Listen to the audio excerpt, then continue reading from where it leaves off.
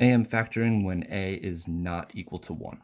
In this lesson, we're going to look at a trinomial of the form ax squared plus bx plus c and factor it when this coefficient of x squared is something other than 1. Before we can start talking about the process for that type of factoring, let's look at how we can derive a trinomial where this a value is something other than 1.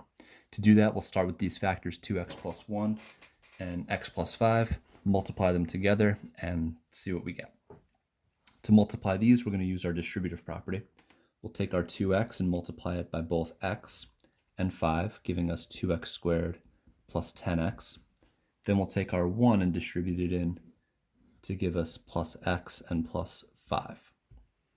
We see we have like terms in the middle, 10x and 1x. That will provide us with an 11x.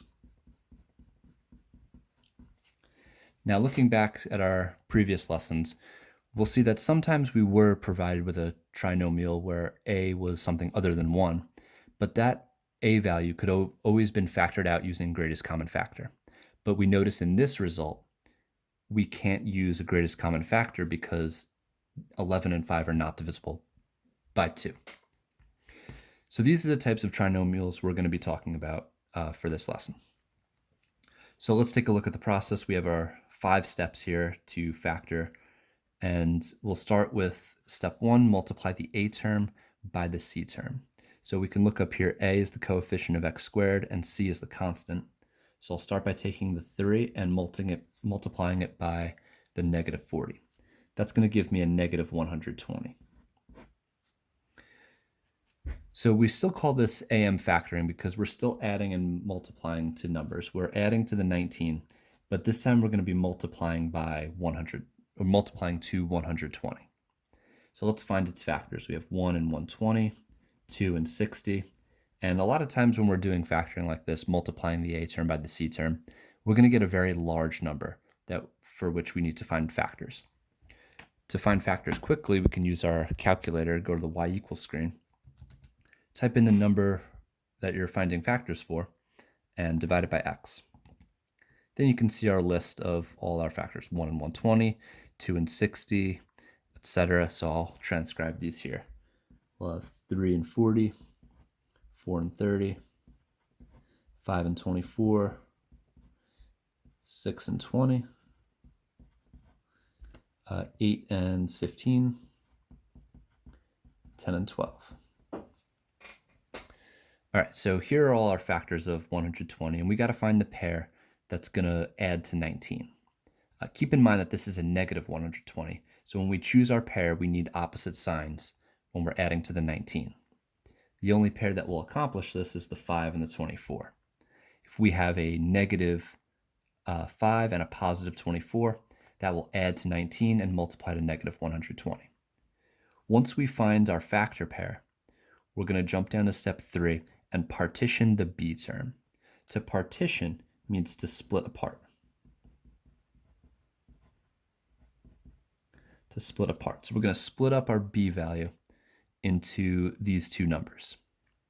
So I'll carry down the 3x squared. This 19x is going to break apart into the negative 5x and a positive 24x. And then we'll carry down the minus 40. Now this may seem a bit strange from what we're used to, but if we look at the process of multiplying, we can see that we went from a 4-term expression to a 3-term expression with like terms in the middle, and that's exactly what we have here. We have these like terms in the middle, and they could combine to the 19x. But remember, factoring is like the backwards version of distributing. So we can go backwards, and we'll split apart this 11 into a 1 and a 10. Okay, from here we'll go to step 4, and it says find the greatest common factor of each half. This is also known as group factoring. So we're going to take the expression that we have, split it down the middle, and each side is going to have a greatest common factor. Looking at 3x squared minus 5x, they both have x in common. So I'll factor out the x. That'll leave me with 3x minus 5. On the other side, we have a 24 and a 40. They both have 8 in common. So I'm going to say plus 8 because it's a positive 8 I'm taking out. And after I take out an x, I'll be left with 3x minus 5. And hey, this is interesting. I have 3x minus 5 over here, and I got 3x minus 5 over here. Looking at step 5, it says factor out the common binomial. Remember, binomial is our two-term expression, and that would be the 3x minus 5. Both pieces have 3x minus 5. So I'm going to factor out 3x minus 5. That's going to be one of my factors. The binomial that's in common, that's one of my factors. The other factor is composed of the other things, the things that are left over. In this case, the x and the plus 8. So I'll have x plus 8. And there we go. I have my expression factored. If you want to check this work, you could always distribute and see if you can combine like terms to get your 3x squared plus 19x minus 40.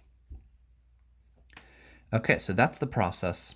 At this point, you can pause the video and give A, B, and C a try. Follow the steps. Use number 1 as a guide to help you out. Okay, so now after you've paused the video, let's see how you did. All right, so we got 5x squared minus 41x plus 8. Step 1, multiply A by C. 5 times 8 is 40. So factors of 40, 1 and 40, 2 and 20. 3 doesn't go in, 4 and 10, 5 and 8. And that's it. Okay, so of these numbers, we need to make a 41. The only way we can do that is with a 1 and a 40. However, this is a negative 41. So since this is a positive 40 that we've multiplied to, the signs need to be the same. If they're both negative, that would give me a negative 41. So I found the factors of A and C that add to B, 1 and 40, negative 1 and negative 40. Now I'm going to partition the B term. I'm going to split it apart. Carrying down the 5x squared, I'll have a minus 40x minus x plus 8. Okay, B term has been partitioned. Now it's time to split it in half and find the greatest common factor. Here I have 5x actually. So I'll factor out a 5x, and I'll be left with x minus 8. Over here, it looks like I have the x, I have the 8, but the signs are different. Whenever you're in a situation like this, it's a good idea to just factor out a negative 1. Factoring out a negative 1 will flip the signs. I'll have an x, and instead of a plus 8, it'll be minus 8. Of course, you could imagine distributing back in. Negative 1 times x is negative x. Negative 1 times negative 8 would be positive 8. So this is all equivalent. Now finally, I have my common binomial, x minus 8. I'll factor out the x minus 8. That becomes one of my factors. And then the other things are 5x and negative 1. That will make up the other factor, 5x minus 1. And there we go, factored completely. All right, heading over to part B, same process. We'll start by multiplying A by C. 12 times 15, 180. 180 is a very large number, so we want to find all the factors of 180 by using our y equals screen. So I'll change this to 180 divided by x, head over to the table, and I have a bunch. So 1 and 180, 2 and 90, 3 and 60, 4 and 45, 536, 6 and 30, 9 and 20, 10 and 18, 12 and 15,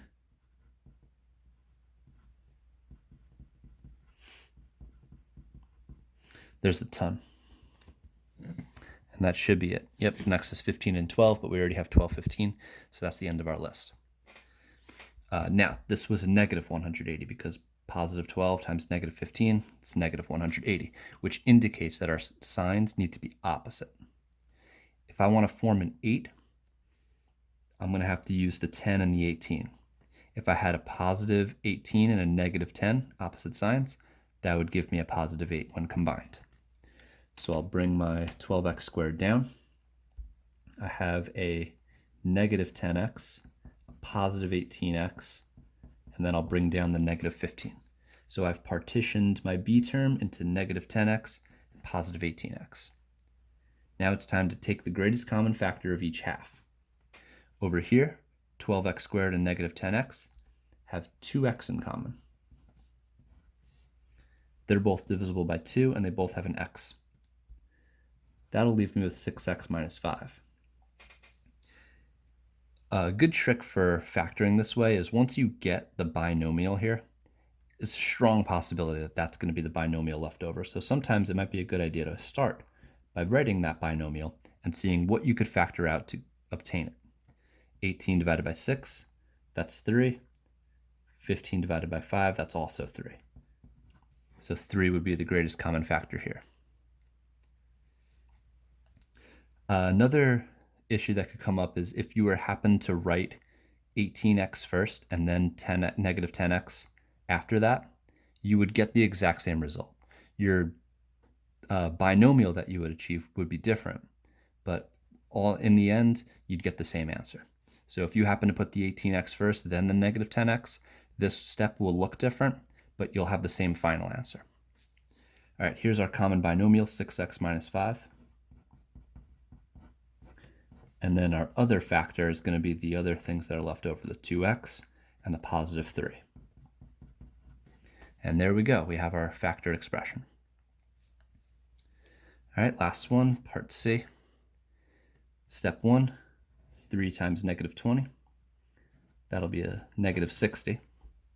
So we'll have 1 and 60, 2 and 30, 3 and 20. Does 4 go in? I think 4 goes in. 15, right? Yeah, like a clock. 4 and 15, 5 and 12, 6 and 10, and that is it. Okay, so now of these, we want to find which ones can make a 4. Looks like 6 and 10 will do it. Remember, they have to be opposite signs. Since the 4 is positive, I want my larger number to be positive. So I'll have a positive 10 and a negative 6. So 3x squared plus 10x minus 6x minus 20. Then factoring the GCF out of each half. Here they both have x in common. So I'll have 3x plus 10. If you want to use that trick, you can write the 3x plus 10 over there to start out, which in this case might help you out because you need to factor out a negative. They both have negative 2 in common. And then 3x minus 10, plus 10 actually, will be left over. Now 3x plus 10 is in common. So I have 3x plus 10 as one of my factors because that's the common binomial. And then the other things will make up the other factor, x and minus 2. So x minus 2. All right, and there we have it.